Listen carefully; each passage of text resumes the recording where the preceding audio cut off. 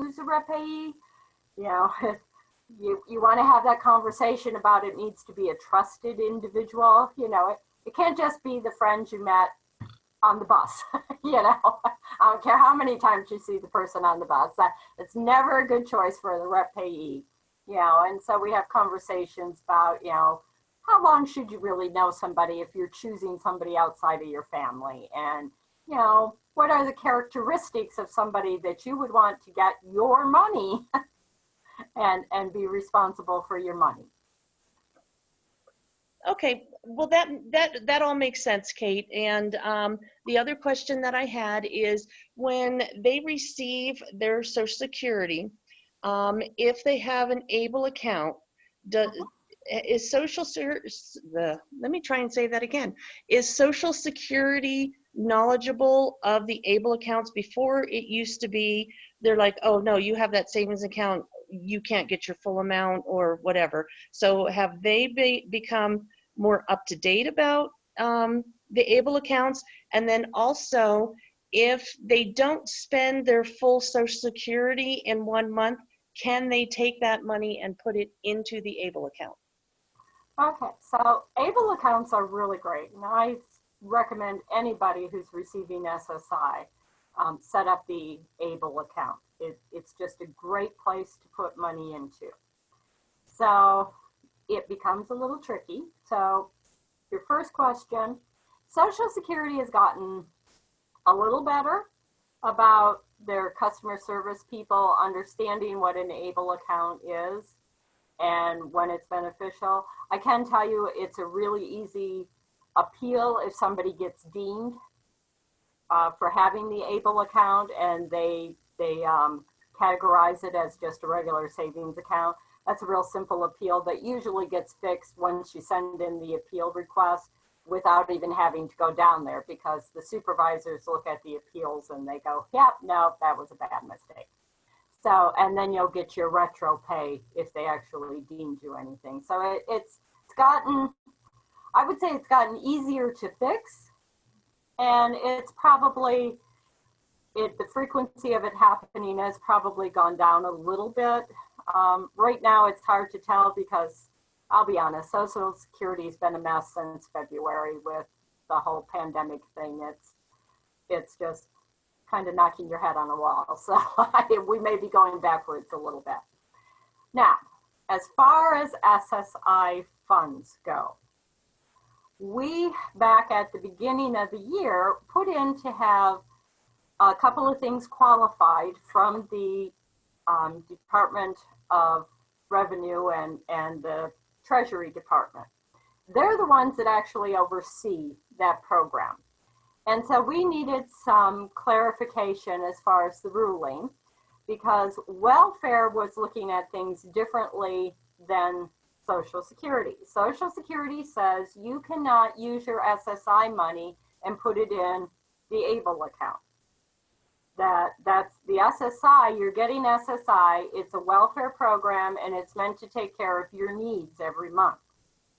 So they said, you don't qualify for that. If you're able to save your SSI money, then you know you don't need it because your needs are being met. So Social Security says you can't put SSI money in there. However, the welfare department, when they're doing eligibility, they were going on the assumption that you could put SSI money in there. And so to become, when they're doing their breakdown and they're helping people, they were instructing people to put money in there. So we asked for clarification from the Secretary of State's office and asked them to clarify that. And then things kind of fell apart. So that will be something else that once everybody's back to working and we can get answers, I will get that information to Catherine.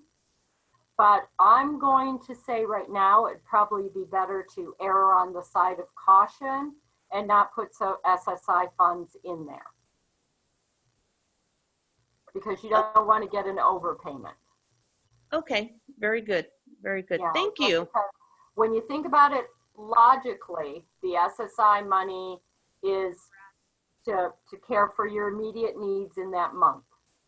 So if you're able to save that money, I can understand why Social Security says, well, then your needs are being met and you don't need that money. So until we get the actual clarification, I would just be careful because I'd hate to see an overpayment. Okay, very good. Thank you so much, Kate. Mm-hmm. Does So anyone else have any questions? This is Dora. Can you guys hear me? I have a question real quick. Yes. So what was the acronym that Allison was referring to? Right to work or something? And is that only referred to you by a voc rehab staff, or can somebody just come into NDALC and ask for help in regards to that? You can call us. We do not require professional referrals for our services. So we have 2 different programs here that help individuals who are on Social Security benefits that are thinking about going back to work. The first one is what we call it PABS, and basically what it is it's to help individuals who are on SSI, SSDI, or are a disabled adult child that want to return to work, but are experiencing a barrier. So some examples of that are maybe they're having a problem with an employment network, or maybe they're having a problem with voc rehab, or maybe I'm working with an individual right now who's actually has a job. She's still on her SSDI. She has a job and she's working at Amazon over at the warehouse. Well, she needs an accommodation in order to really be able to do her job well. And so Amazon denied her the accommodation and said, well, if you can't do your job, we're going to fire you. So that's where I came into play. They can't do that. I mean, there's a lot of laws that say you can't do that. So that's what that program is to help people and protect people who are on a disability benefit who are attempting to go back to work. That's my program. So the other program is called the Work Incentives Planning and Assistance.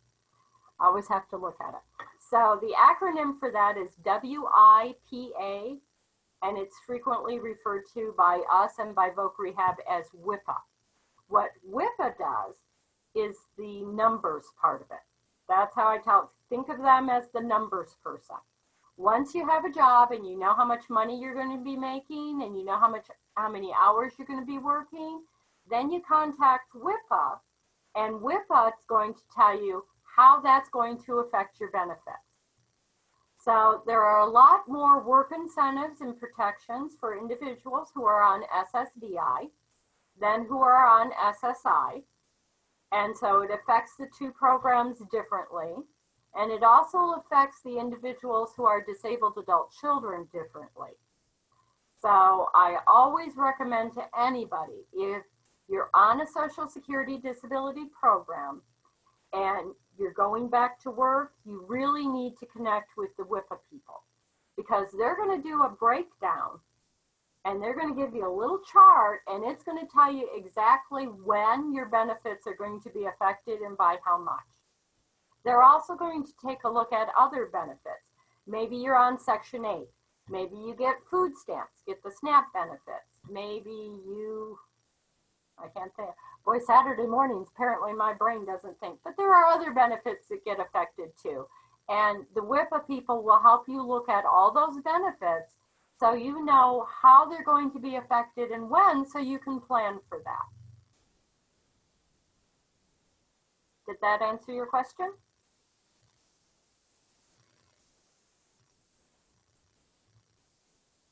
I'm hearing silence, so I'm going Yes, thank you, Kate. Thank you, it did. I just had to look for my mute button. All right, have a good weekend. You too.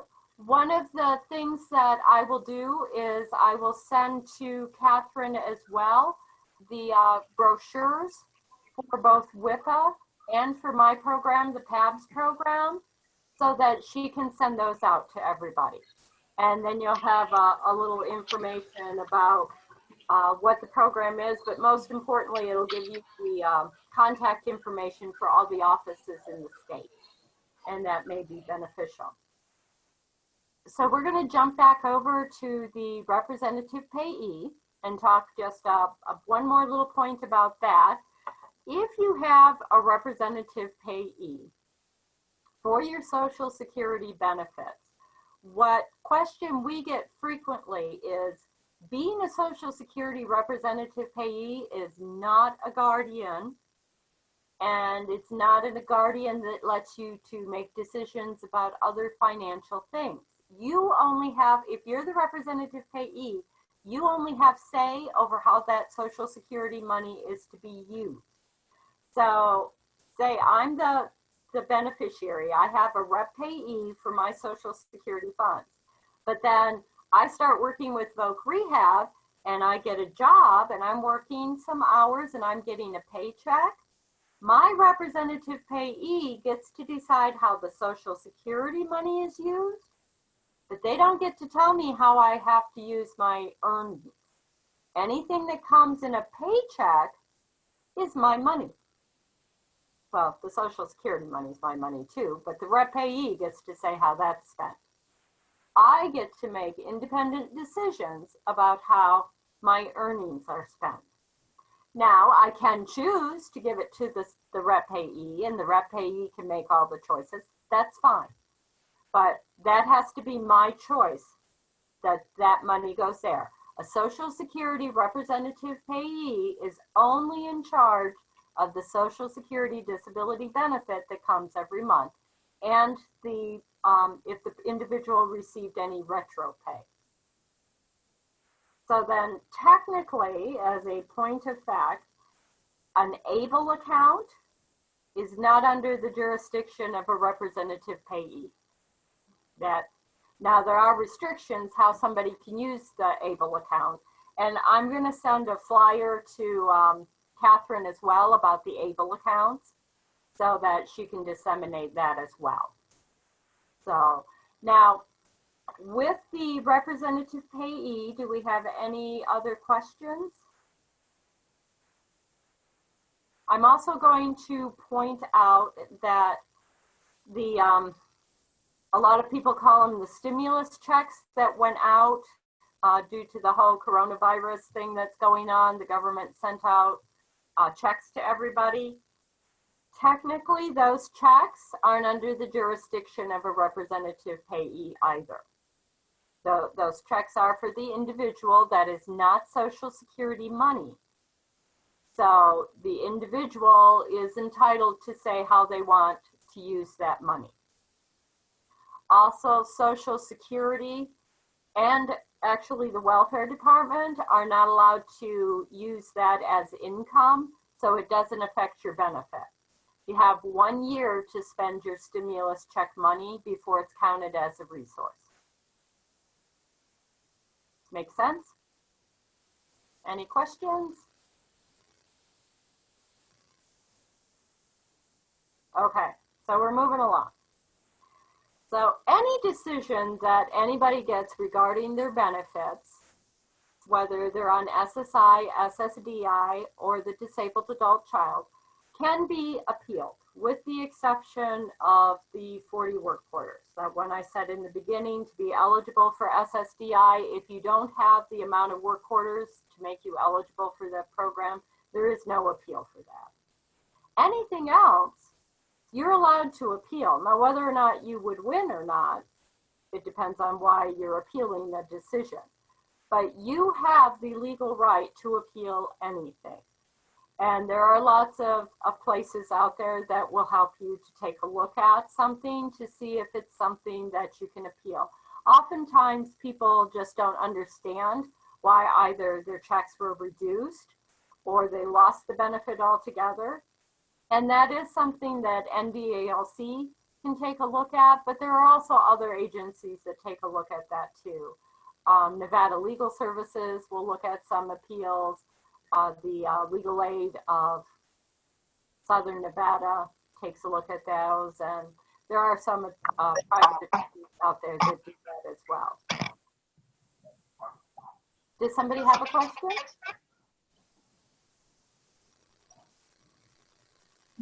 Oh. So one of the other big things that happens to individuals that are receiving Social Security benefits is the dreaded overpayment. And those can be very, very scary. So if you are a representative payee or you have a representative payee, everything is about documentation. You want to document everything. You want to document how One you're spending moment. money. Violet, could you please remute yourself?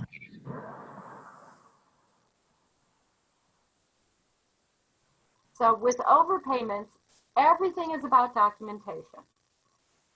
If you're a representative payee, Social Security is going to send you a form every year and ask you to basically say how that money is being spent. You don't need to get totally wigged out about that. It's nothing too horribly scary. It's a lot easier than doing the paperwork required by family court if you're somebody's estate guardian. This is a whole lot easier. But they do ask you how the money's being spent. And the money, if it's SSI money, does need to be spent for the individual's basic needs.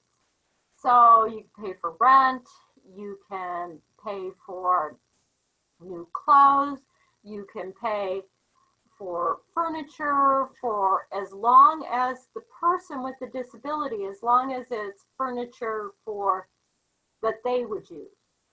So if I'm the representative payee for my daughter and I need a new bed in my bedroom, can I buy that out of her money? No. If she needs a new bed, yes. If, say, my dog chews the table leg off of the dining room chair and I need a new chair in the kitchen that we all sit at, including her, yes. Can it be an extravagant, $5,000 dining room set? No. But, your reasonably priced dining room set from Walker Furniture is going to be fine as long as the individual with the disability lives in the house where the furniture is at and they use that furniture. Now, can you buy a large screen TV? Can I go out and buy a 40 or a 74-inch flat screen TV for the family room? No. Even though that person would possibly be in the family room watching that TV, no. You cannot buy extravagant things. The way to think of SSI money is a welfare program. It's for individuals who have not paid enough into the system to get benefits out of the system. So they're on what's called the needs-based program. SSI is a needs-based welfare program. And so you can't do extravagant things. Could you buy a 47-inch screen TV and put in their bedroom? Yes, that would be acceptable. You can buy assistive technology out of that money. Can you take a family vacation with it? No. Can you go on a family vacation and can you buy, souvenirs with that money for the person with the disability? Yes. As long as, however it's being spent, there is a direct correlation to the person with the disability, yes. Now, if the person with the disability lives in your household and you're the rep payee and you have a car and the car breaks down, if you use that vehicle to transport the person with the disability, then yes, you can use a portion of that person's disability, depending on the cost of the repairs, to fix the vehicle. If you only take that person in the car once a month someplace, can you fix the transmission? No, that would not be allowed. The person with the disability has to receive the benefit of how that money is being spent. And Social Security, I have to say, is actually pretty good about answering questions. If you call the 1-800 number, if you have a question about how SSI money can be spent, or you're thinking about spending something and you're not really sure if that would be acceptable, they're actually pretty good about that. They also have on their website a little pamphlet, and you can just look at it online, and it gives really good examples of how you can spend somebody's SSI money. If the individual is on SSDI money, or they receive the the disabled adult child benefits, the restrictions are not as severe because those are not the needs-based programs. Those are programs that was paid into by somebody's work history.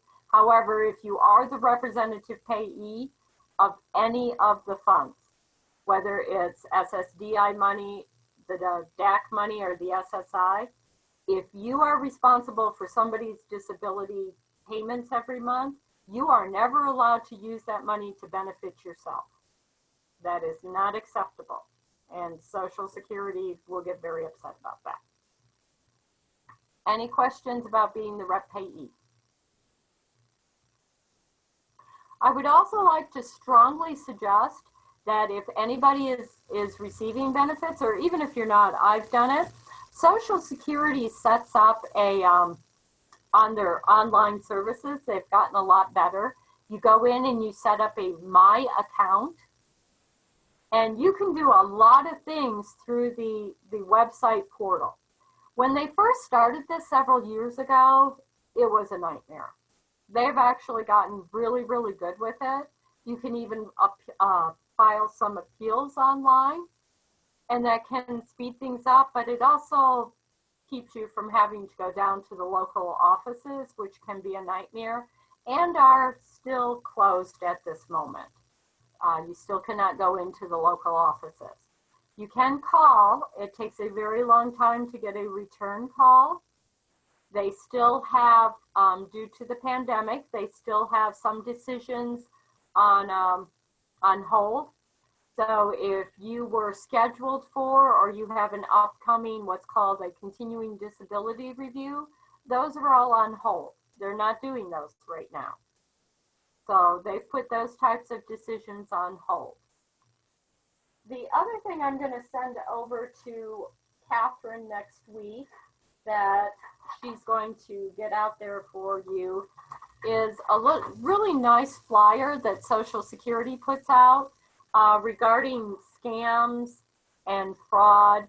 It's just really important right now. I know myself, on Friday, I had 5 phone calls from 5 different phone numbers on my cell phone, all telling me that Social Security was going to come after me because I was using my Social Security number wrong and I needed to call them immediately. That's a scam. Social Security, trust me, they don't call you when you call up and you leave them a message to call you. Social Security sends out notifications. They love to kill the trees. They're going to mail you a letter, and they're going to ask you to contact them, and they're going to tell you how to contact them. They are never just going to randomly call your cell phone and say, especially that you're using your Social Security number wrong. So if somebody calls you up and says you're from the Social Security office out of the blue, it's not because you called them looking for information. Just one day you get a random call. You don't give them any information. Don't give them your address, don't give them your date of birth, and don't give them your Social Security number. Because a little secret is, if it's Social Security calling you, they already have your Social Security number. They don't need you to give it to them. And they are only going to call you if they have reached out to you by mail and said, we need to talk to you and this is the number you need to call. Then sometimes when you call that number, you're going to have to leave a message and then they'll call you back. Does that make sense?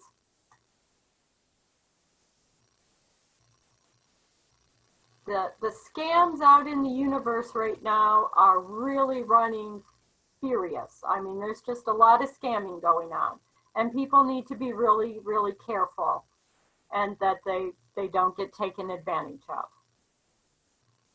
So I think we're down to like 8 or 9 minutes. So I don't know if we have questions.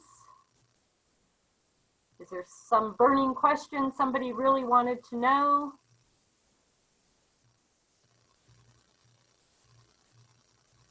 I'm not even really sure if anybody's still in the Zoom meeting. I can't see the computer screen because I'm legally blind. I can't hear anybody. I could have been sitting here for 15 minutes talking to myself. We're here. We're here. It's a good thing that I have stuffed animals in my office. I just pretend I'm talking to them. You did wonderful, Kate. Thank you so much. So if anybody has any questions, now's the time. I have If one it has comment. something more personal, they can reach out to me directly too at the office. That's fine too. When I went out on maternity leave and I was getting disability in that situation, in order to get on state disability, I had to apply for Social Security. Mm-hmm. Even though, yes, I knew it was not going to last more than a year. But the phone conversation that I had with the woman, and I can't recall if this was from Social Security or if this was from state disability. It was from one of the two where we were having the conversation about, well, you know, postpartum doesn't last more than a year. And the woman needed to verify who I am. And she goes, well, you have to give me your Social Security number so that I can verify that I'm talking to the right person and not giving any information to the wrong person. I said, yes, but I don't know who you are. And she. However, if you called them, you would at least know that you're calling Social Security. Mm-hmm. Well, she had called me back and needed to verify that I was who I said I was. And so what I did, the way we did it was I said, okay, let's do this. You give me one number, I'll give you the next one. And so we just back and forth and back and forth through the 9 digits. Well, that's actually very good.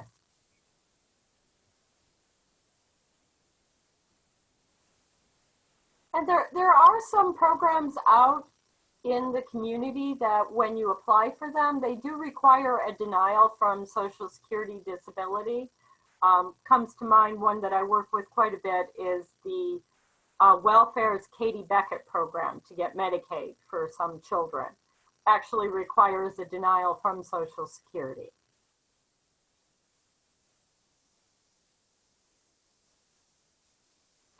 So, Catherine, if you're still there, or I will email too, I'm going to send Catherine some information that she's going to get sent out.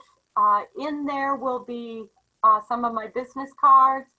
I believe you guys may be more northern than southern. You can always call me, that's fine, or you can call the northern office, or I believe the young woman from Voc Rehab said she works with Diana DeBishop out in the rural areas. So we are located all throughout the state. So you can call any of us and we'll be able to help you with some information and answer questions if you think of something later on. Okay, Kate, this is Ellen. We have a question from Twyla. She would like to know, how do you get off Social Security? Well, you get off Social Security. You can just, if you no longer want to receive the benefits, you are entitled to say, I no longer want these benefits, please stop, with no explanation. But the other way is individuals returning to work. Eventually, and it depends on which program you're on, how many work incentives there are, but eventually you probably will lose the benefits just because you're working and you no longer meet their definitions of things. And that's why it's very important to work with those WIPA benefit people, the benefits counselors, because they will help you to understand exactly when that happens. So if I'm on SSI and I go back to work full time, it's going to happen a lot faster than if I'm on SSDI and I'm working full time, because the SSDI program has more work incentive protections than SSI does. But that's a whole nother class. Very good. Does anybody else have any other questions for Kate?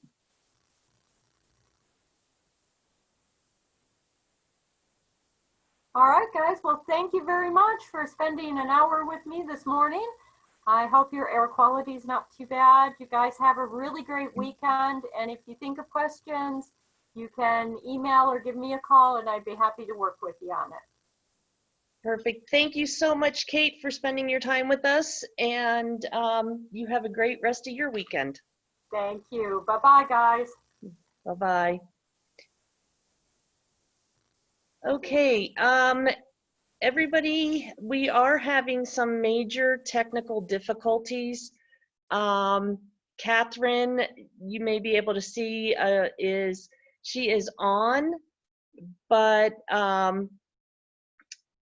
she is using her phone, and so we are having, you know, some issues.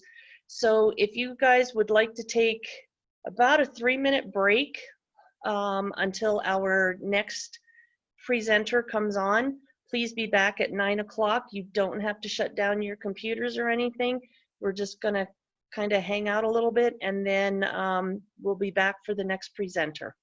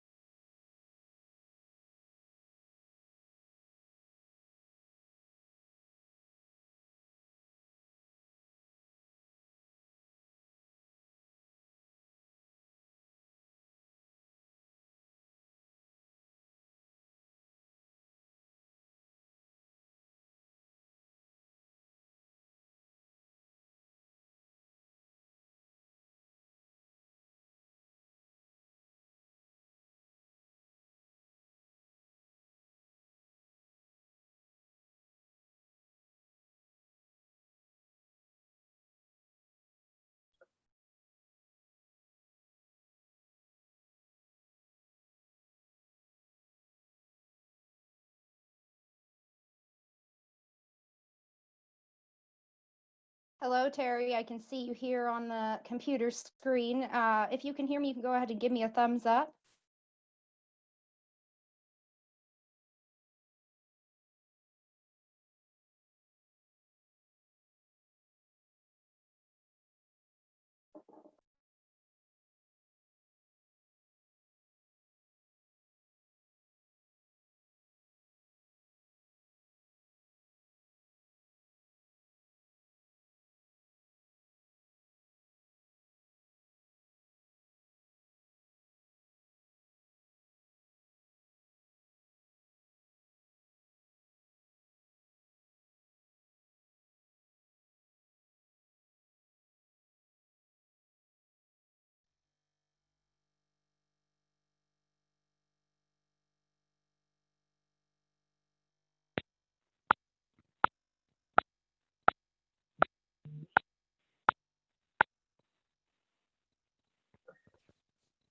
Hold on a second. Hi, Terry. This is Ellen. I'm the executive assistant for the Governor's Council on Developmental Disabilities. Can you hear me?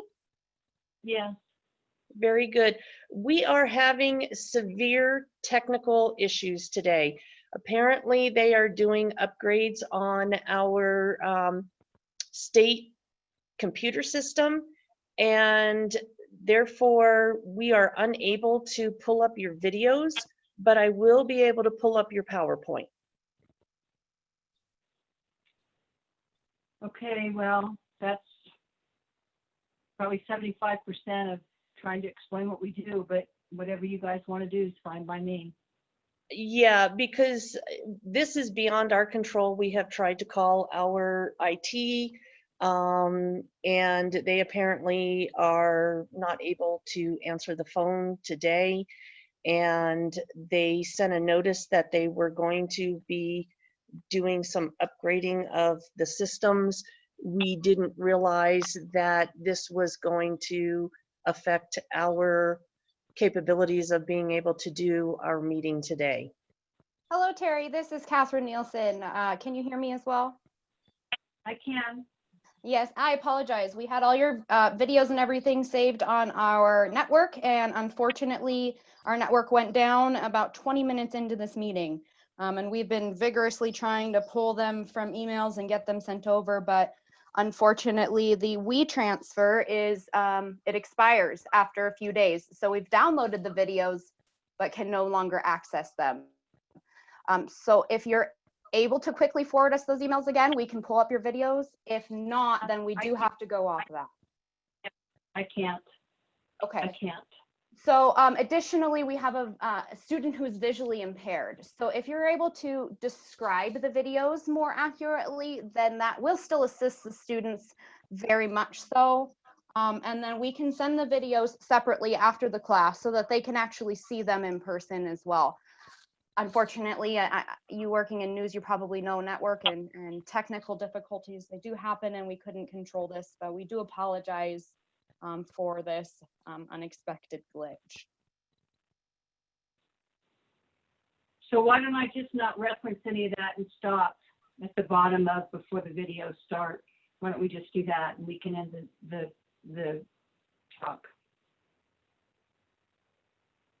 Whatever Or works for you, whatever works for you, or Terry, that send works it, for us. you can send it to you can send it to them and I'll tell them what to look for. That would be perfect. Okay. And then we can still pull up your PowerPoint. So we're gonna go ahead and do that now, but we can get started Okay. with your PowerPoint and move from there. Okay.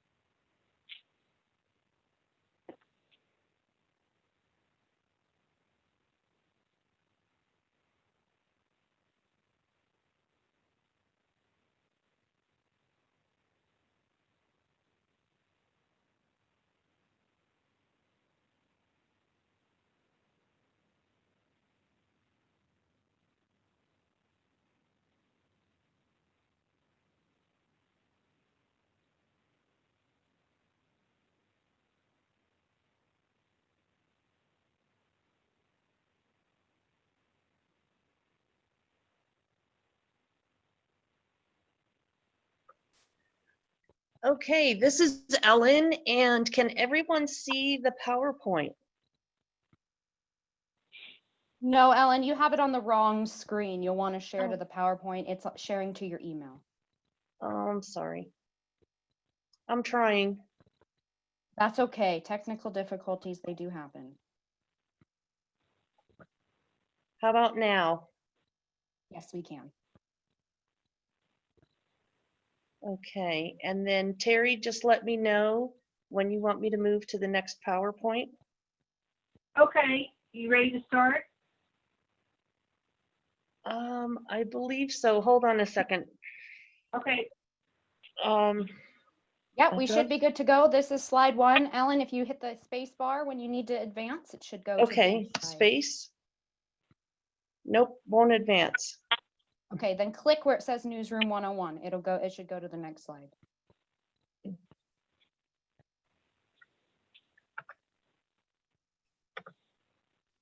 Ah, there we go.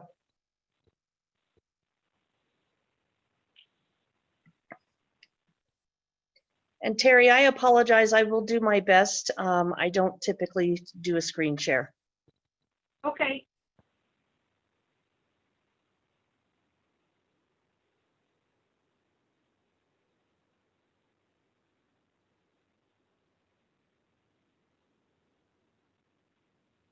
We are good to go, Terry, whenever you are. Okay, good morning, everyone. My name is Terry Russell. I'm a reporter for Channel 8, Cola 8 News in Reno. I've been there for several years. I want to apologize to everybody for not making the May 20th. It was my mistake believing that since we were all locked up that the meeting was canceled. So I'm happy to present today. My understanding is you want to know how a newsroom works, how we determine stories and so forth. So to start with, every morning, weekday morning, Monday through Friday, most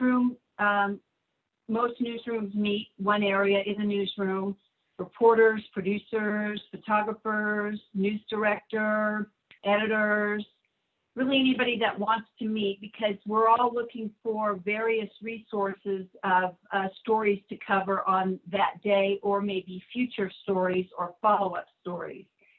So we sit down and we say, first thing we would say is what's going on today that we have to cover. So if you think about today, maybe you found somebody from Reno that's at the Trump conference or the Trump extravaganza, basically in Tulsa.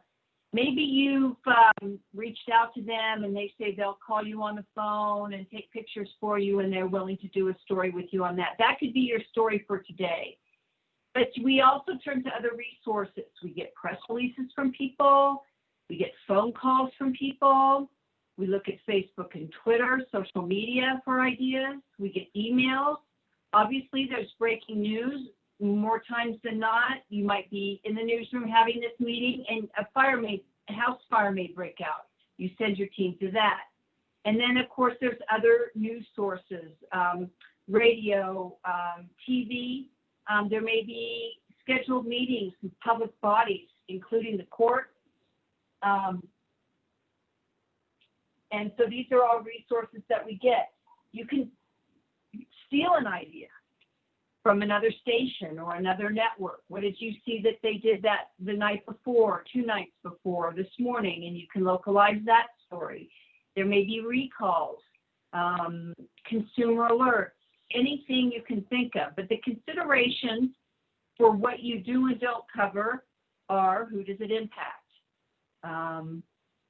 Does it impact just people in one area? Does it impact just men? Does it impact just women? Does it impact just children, people with kids, people with animals?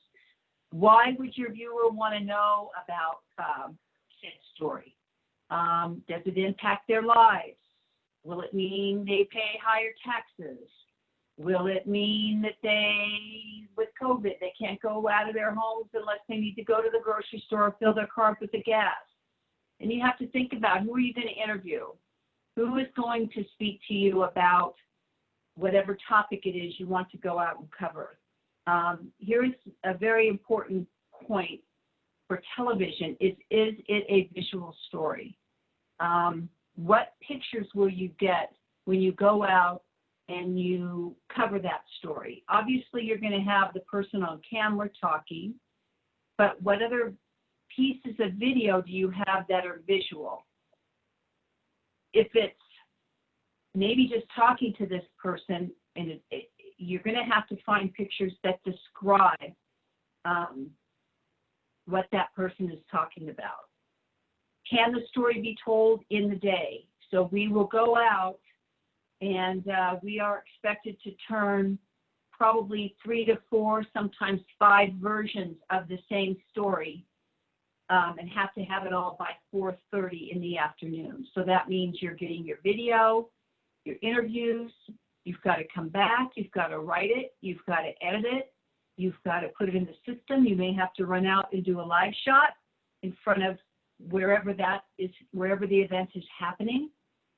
And I think the most important part is, can the story be personalized? So we have official bites, and that's fine of people that know what's going on, but it's always best to have the person tell, or to have a person tell the story through their perspective. And those are really the best stories, are the personalized stories. They can be, for instance, say you had the person from Reno going to the Donald Trump rally in Tulsa. That's a personalized story. That's probably going to be a better story than if you went and interviewed the state head of the Republican Party and the state head of the Democratic Party on that story. It would be better to personalize it. And in television, at least at our station, you only have about 2 minutes to tell the story maximum. Rarely does it go over 2 minutes, which is stunning to some people, but you could sit in a courtroom for 8 to 10 to 12 hours. And when you come out, sometimes you have 45 seconds to tell people what happened in an 8-hour day. So if you can tell the story in 1 sentence or less, it kind of tells you you're on track. You got to be very directed. So I say that the stories are 2 minutes or less. People may not realize, but in a half-hour newscast, if you included your commercials, your teases, meaning coming up, you know, in 15 minutes, we're going to have this story or that story, plus the weather and sports, the open and close to the show, you typically have about a 7-minute news hole, which is not a lot if you think about it. It's not a lot. And you are typically writing, we're told to write to about an 8th grade education level. Not a lot of fancy words, or we sometimes slip them in, but not a lot of fancy words, because really, if you think about it, it's TV, it's not a newspaper. So you only have 2 minutes to tell your story, and it needs to be understood in that 2 minutes. Newspaper, you could flip back and forth and look at the sentence or go ahead, but in TV news, you really have only one chance to make an impression. Now with our website and all the technology, you could go back and look at the story back and forth and regurgitate it and look at it again and review it and understand it better. But really, you only have one chance to make a point or show a perspective or tell people what's going on, because we're all told, you know, how do you watch TV news? Most people don't sit in a chair and watch it. They're in and out, doing things, maybe making dinner, changing the kids to their play clothes, or someone's coming in or what have you. So sometimes it's just noise in the background. So you really only have one chance, which this is how you make the stories more personal and memorable. You want to find somebody who's impacted, and they may not be experiencing it now. Will they be impacted in the future? Have they been impacted in the past? Do they represent the whole of a community? Maybe they don't. Maybe they're the only ones that this is happening to. That's still a story. Maybe they represent what half of the people in this community are getting. Why is it only half? Why isn't the whole? Or should it be none? And again, are they the exception to the rule? Again, for television news, can it be visualized? And what kind of information, what kind of knowledge or information do the individual that you want to interview have in part? Now, we were going to go to videos at this point, but we don't have them. So I can give you 3 examples, and they will be pushed on to you at some point in time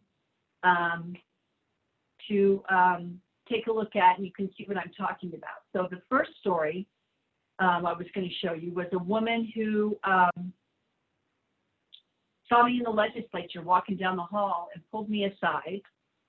And her husband was a state worker, and he had died in a helicopter accident working for Desert Research Institute about 20 years prior.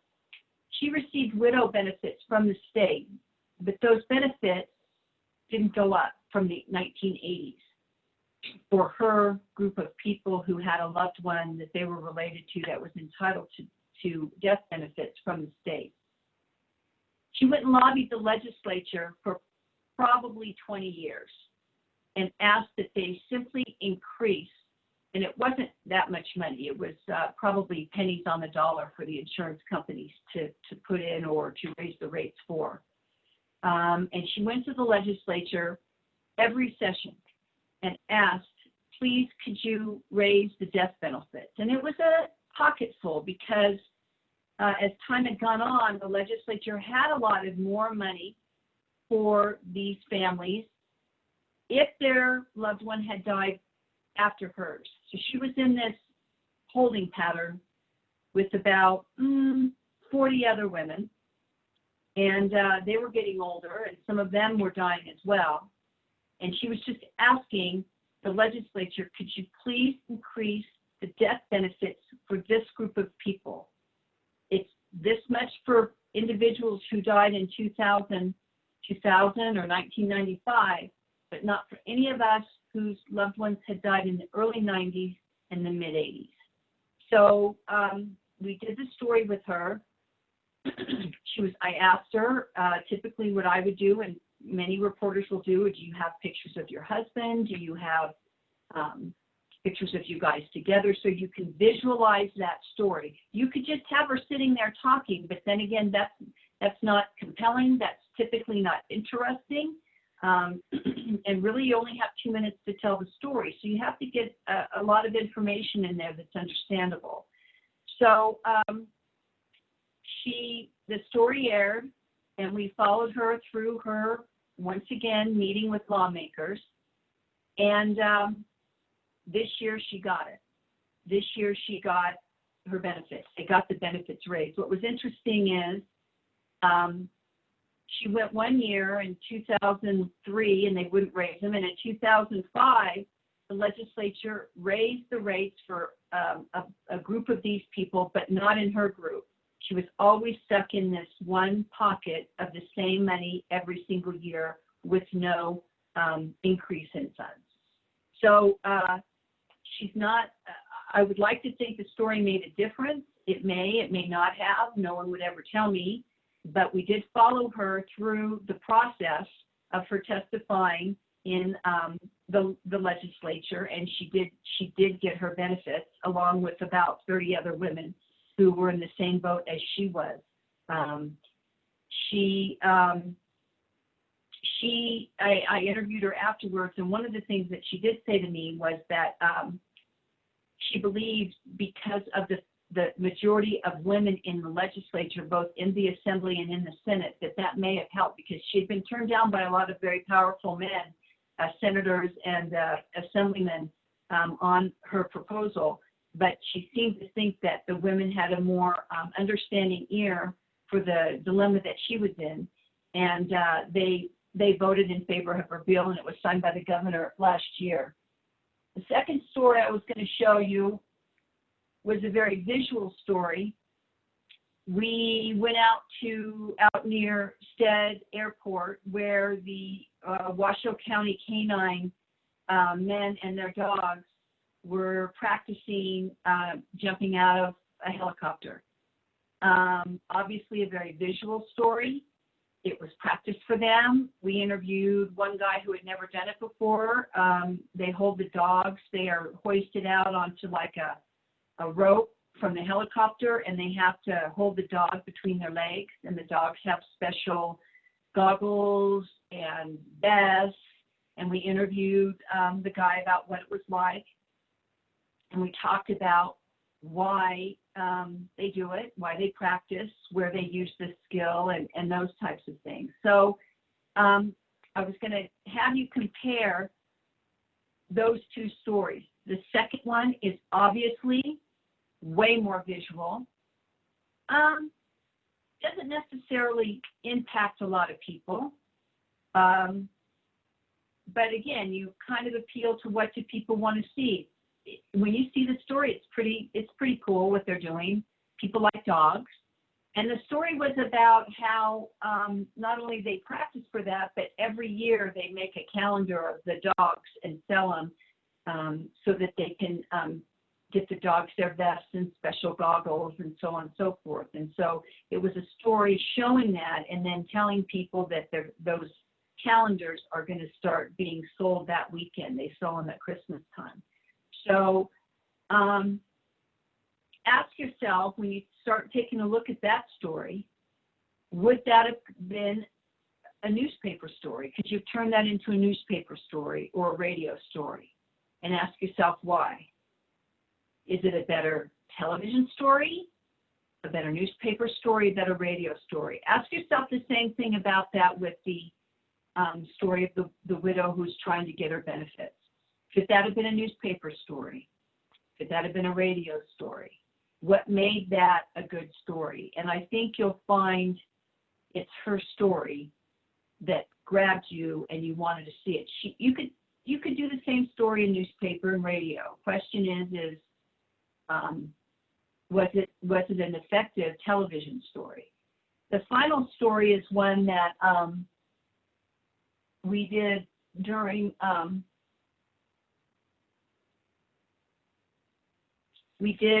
the initial part of the COVID shutdown, and it was on temporary protection orders that are filed in court. So they shut down the building. They are conducting court hearings much like this on Zoom and so forth, and they had an Apple computer or a laptop sitting in the middle of the lobby, and you could see court proceedings going on and you could hear them, but that's the public aspect of the court. I interviewed Judge Bridget Rock, who's in charge of the Family Division. She's the Chief Judge for the Family Division for the Second Judicial Court. And we talked about how individuals could go seek and or continue their temporary protection order with the court closed down. What were their options, and what should they do if this is what they wanted to do? It's not a very visual story. I think it's an important story, and it imparted a lot of information. There was no personal angle to it. I didn't find anybody who would be willing to talk to me about filing TPO or whatever. Understandable, it's a very sensitive subject. But again, ask yourself, how could this story have been better? Could it have been more visual? How could you have told the story more effectively? So that maybe you're competing for people's attention. Would people be interested in that story, or is it simply more informational and really only impacts those individuals that are seeking a temporary protection order? Does anybody have any questions at this time? Hi, good morning, Terry, Russell. Can you guys hear me? Catherine, Ellen? Yes, I can. Yes, we can. Hi. I can. This is Dora. I just want to say thank you so much. I've been I've been looking forward to hearing your voice and meeting you sort of in virtual. I appreciate Colo 8 when they do their news and they say, call the number, they say the number and not just say on your screen there. So, because I'm totally blind. So I really, truly appreciate that extra step that you all put over there. So I just want to bring to your attention, because I've been working with some agencies along with Kerry Horn, Jack Mays, and Scott Youngs at the University of Nevada, Reno, because this year is the 30th anniversary of the ADA, Americans with Disabilities Act, and we're trying to do something, but with the COVID phases and going forward or not, it's sort of on hold, but we're still looking to see activity going on, people with disability, all kinds of disability across the board, walking and being seen, being seen as a public awareness. And I was wondering if that could be one of a potential stories that y'all be interested in reporting. Thank you so much. I'll be muted now. Okay, so Dora, that dovetails perfectly into the next part of what I was going to talk about. So I've given you an idea of how we determine what makes a good news story. And we've told you where we get our sources, right? So I think about how our news department might want to cover a story you think is important, okay? So the question is, how do you get my attention? Are you going to help tell the story? Are you available? How do you visualize the story? Is there an upcoming event, meeting, lawsuit, piece of legislation that will highlight what you're talking about? So that fits in perfectly to what we're talking about, right? Is it the 2020 is the 30th anniversary of the ADA. Yes. So we say, okay, you can send out, again, go back up to the top. You could send out a press release. You could put something on Facebook or Twitter. And you guys have to think about how you're going to bring attention to it, right? And what is visual. You mean like the struggles and the potential lawsuits that we've gone through? Okay. Well, okay, so think about, there's visuals, right? There's the lawsuits, right? The people impact, or I don't know if you're old enough, but I remember before they had the ADA, there was a very active group called Act Up. Do you remember them? Did you hear of them? They started in Denver. Yes. And what they were asking for was access. Now it's just like, what are you talking about? Everyone has access. At that time, there was no wheelchair access for the buses. For buses in Denver. And so what they would do, and they did it here, it was interesting because the Nugget had a bus convention. So those people showed up here. Yeah, they chained themselves. Yeah. Yes, well, chain themselves to the buses now in their wheelchairs, or they would throw themselves out of their wheelchairs. So they're just lying on the ground, and it was very impactful, right? Yeah. And it was a big demonstration, and lo and behold, it worked. They did it. They got access. Now it is everywhere, right? You can't go to anywhere without having that wheelchair access or whatever access you need to get on that bus and get to where you need to go. So, now we just need sidewalks. Yes. Kidding. Okay. So this is a bunch of ideas, right? So you could certainly send something out and say, here's the ADA, it's 30 years old.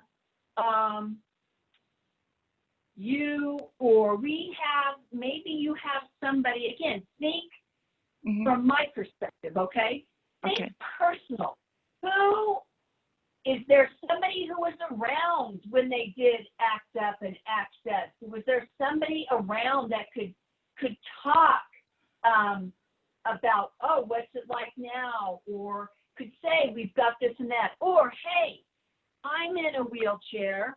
I want to there's still more to be done. I want to take a reporter to a place and show them how crappy the sidewalks are. Think of a place you could go. And then we would go and interview you and say, you know, whoever, we would say, you know, what do you have access to? What's the deal with the sidewalks, right? How come you can't get around? What would you like to see? Now, here's some questions that you may or may want to think about. If you wanted to fix this, what's the cost, right? Do you know what the cost is? And you may not have to know this, but these are all things that people would want to know. What else do you need on this sidewalk? Would all sidewalks need to be like this? Would we have to retrofit all of them? And what about, you know, crossing the street type thing? Do you need, because I see a lot of them, the visual and the audio sidewalk or crosswalk things, right? The things you press and it says cross. Yeah, the pedestrian traffic audible lights, yes. So those are things, you know, do we need those in every you know, we want to ask all those questions and then show us what it's like to go down those sidewalks that are not wheelchair accessible. Right? So like, for instance, like this time is the interim committee, you know, for the legislatures. So right now I'm trying to do the an educational bill and accessible voting bill, which it went through, thank God. We were able to vote online. It's very accessible, thank goodness for the Secretary of State for that. We didn't have to go through any, you know, process. But now, and I'm totally blind, like I said, and when I go to their website, as you may know, some of them are pictures, you know, the documents where they amended and the colors, and it's 2020 and VoiceOver, I'm using my iPhone and my laptop. It doesn't read pictures. And so that's what I wanted to bring to their attention for the next interim committee, because, you know, we want to be active. We don't want to just say, oh, give me this. We want to, you know, give back and help not just people in Reno, but everybody throughout the state who are in Elko, you know, Eureka, to be able to access these things across the board, universal design. So maybe that could be something to work on too. Okay, so here's how I would do that story. This is Thank you, Terry. Thank you. I would get you in front of the screen. First of all, I'd talk to you about what is the extent of your blindness, right? And I would say, how do you normally maneuver your way around things, especially you know, on the internet or what have you, right? And then I would say, okay, you want to vote. Show me why it is difficult for you to get, you know, the Secretary of State's website. Show me, give me an example. And we would show you trying to maneuver your way through it and explain to me, why is this difficult, right? Not judgy or we just need to know, why is this difficult? Explain to me what your experience is with this page. How could they change it, right? What would you suggest? And then I may ask, how many people are like yourself? Do you have that answer? And these, you know, those are they're important, right? They're important for people. There's that example that I said at the very beginning of the piece. Your experience represents how many? How many more people could vote or feel disenfranchised if they change this, right? So I would do that story the day prior to you appearing at the legislature. This is what I did with Linda. Then the next day, I would follow you to the interim committee and get your testimony. That way, it's a follow-up and a follow-through. And I think it's more impactful to show people, well, she's not just sitting around struggling with the Secretary of State's website. She wants to make a change here. She thinks this needs to be accessible to more people. She wants to tell them how they can make that happen. Does that make sense? Yes, personalize it. That's what goes through. Right. Thank you. Yes. Right.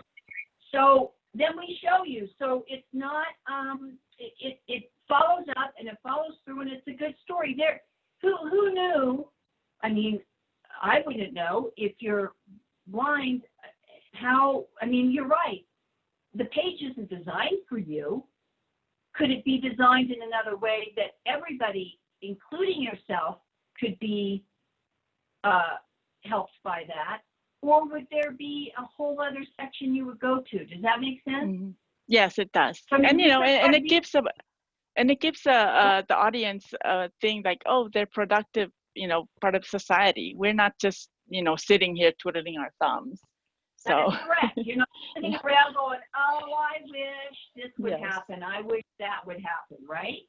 yeah. And as we said, you represent something. There's probably other issues on that website for people that have mobility, whatever, other, Mhm. you know, issues that could be tweaked a little bit so that everybody could partake in all of that. And with voting, that's a big deal, right? You Yeah.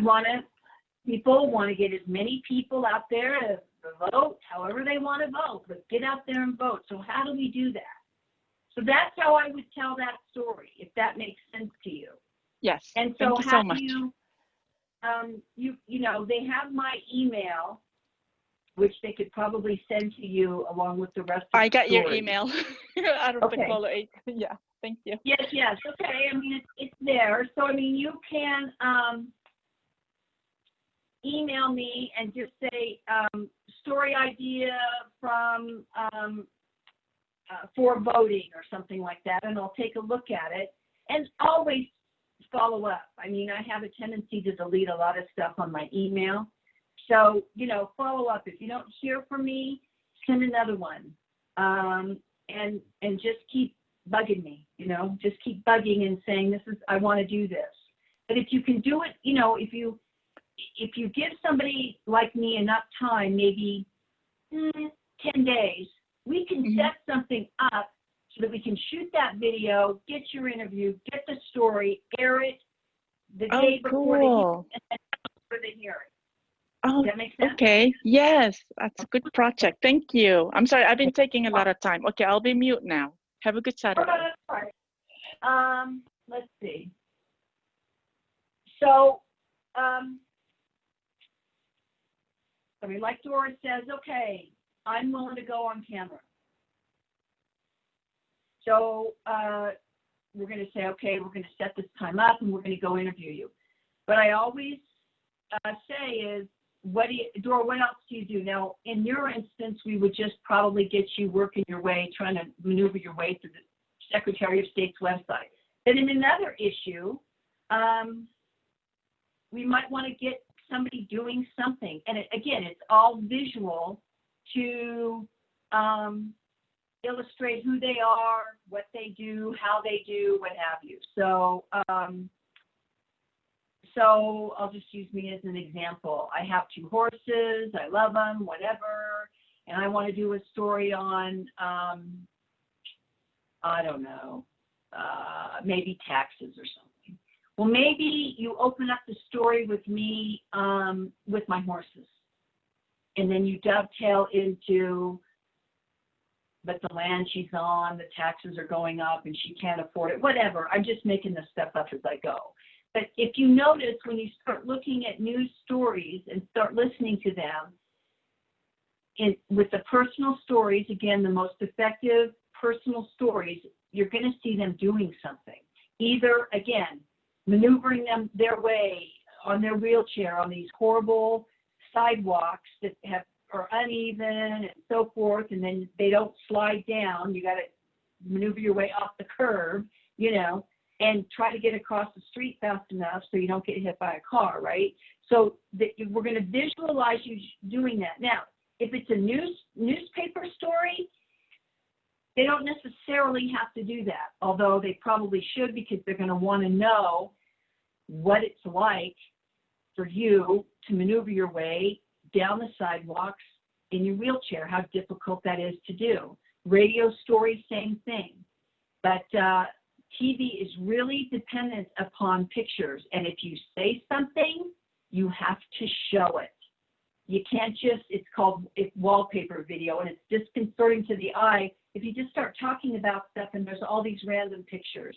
The brain, I think, is really locked in to what you're saying and seeing.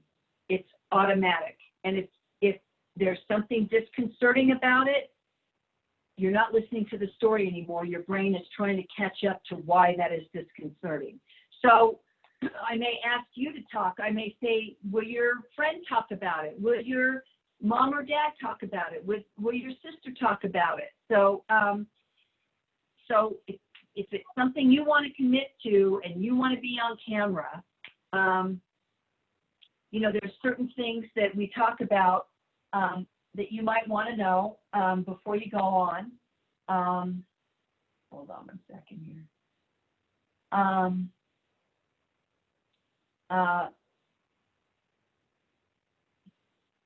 So we've talked about how to get the attention, visualizing, all those other things.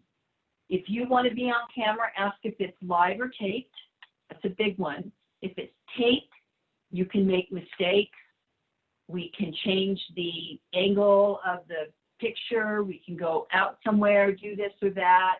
And if the video doesn't look good or whatever, we can fix it. We can redo it. If the audio is not good, we can redo it and whatever. If it's live, it's as is. And you've seen live interviews.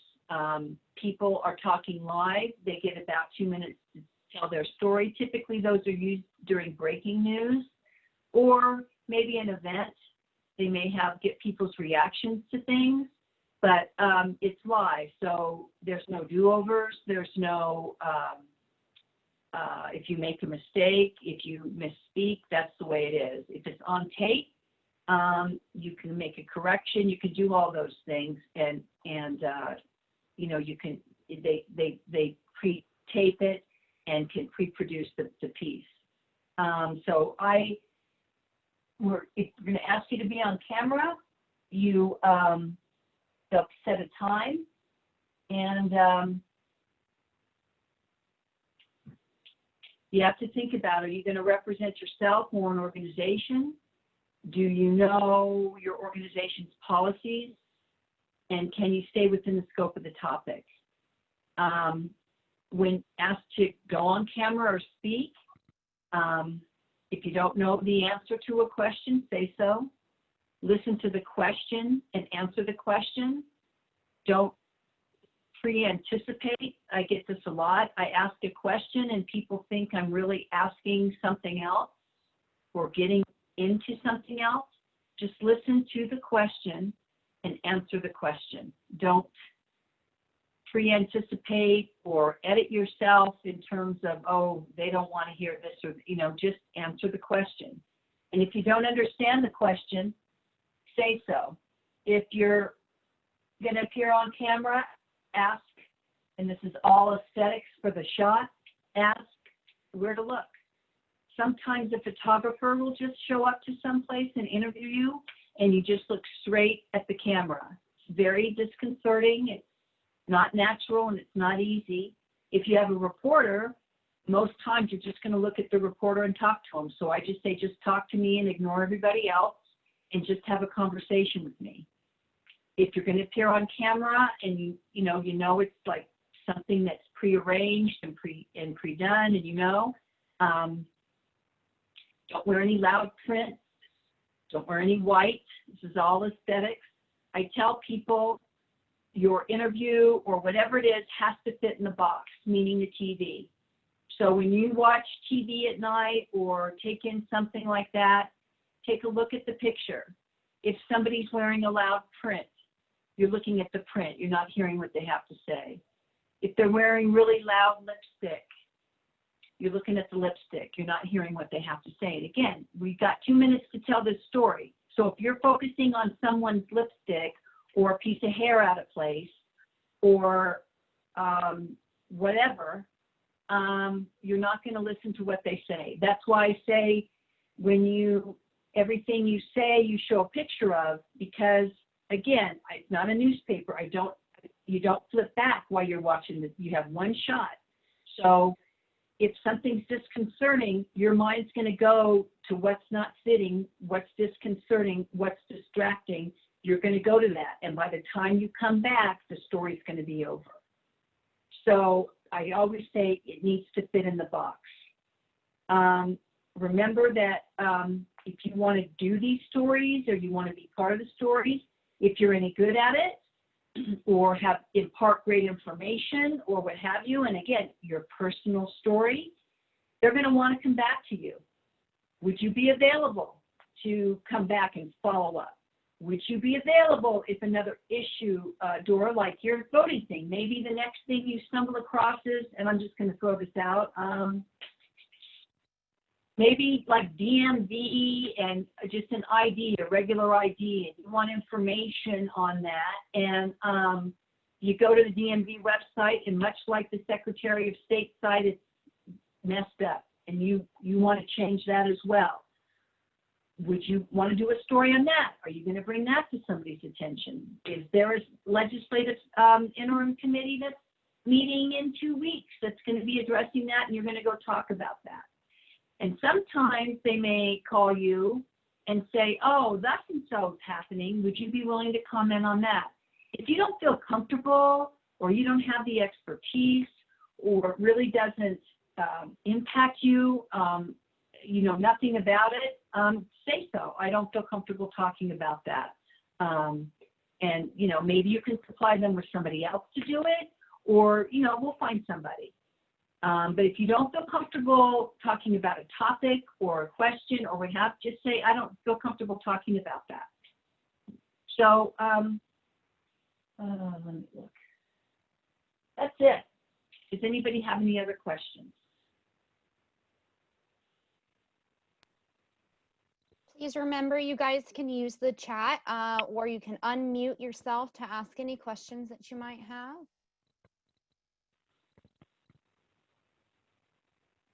I'll also be sending out, Terry, I believe you said we can share your email address, correct? Uh-huh.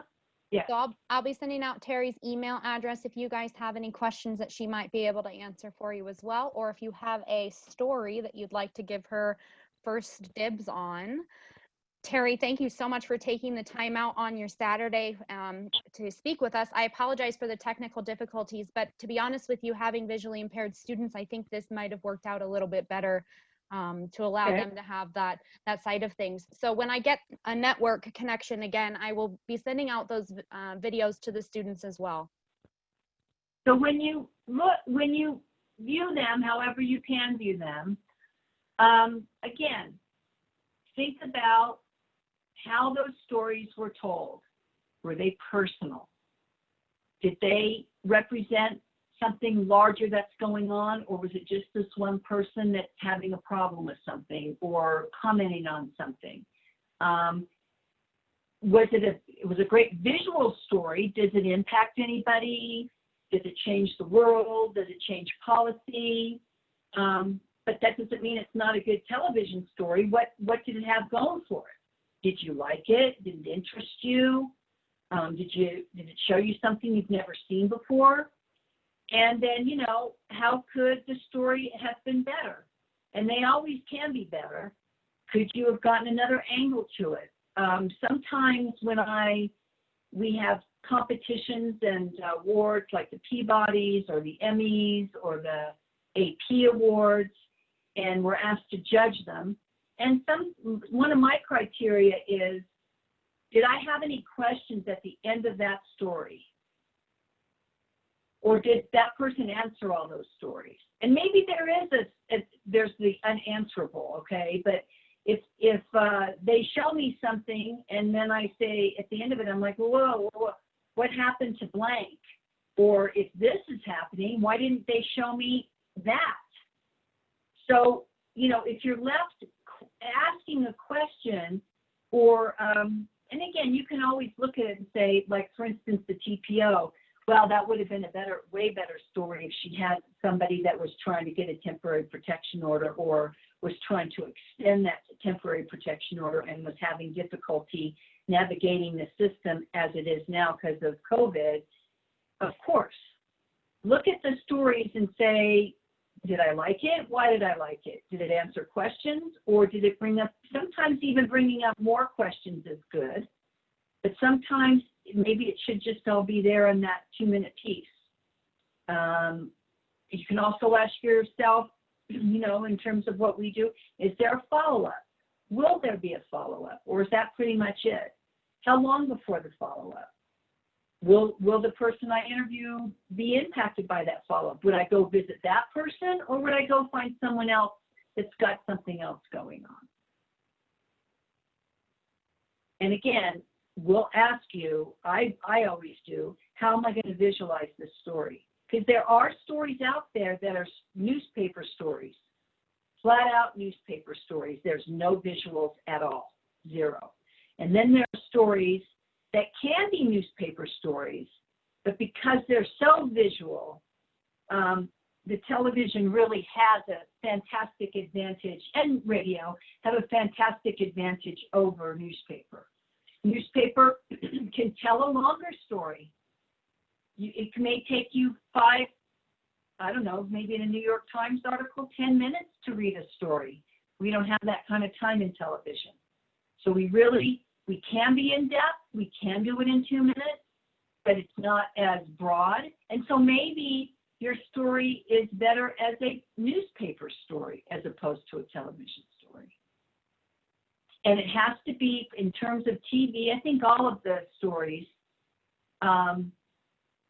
have to be very well pointed. They can't be scattered all over the place. Figure out, as I said, can you tell the story you want to tell in one sentence? Then it's directed, and then you can sell it, because, you know, we're not beating through the bushes trying to find out what the real story is. Not easy. This is not easy stuff, but it tells you how we go and collect stories every day. And sometimes if the story can't be told that day, we need to know that. Maybe you're, I don't know, maybe you can't get in your wheelchair and go down that block until the weekend. You need to say that. I can only do this on Saturday. And then we do that, and then the interview, and then maybe we hold it till Monday or whatever. You can always shoot something, as I call, piecemeal.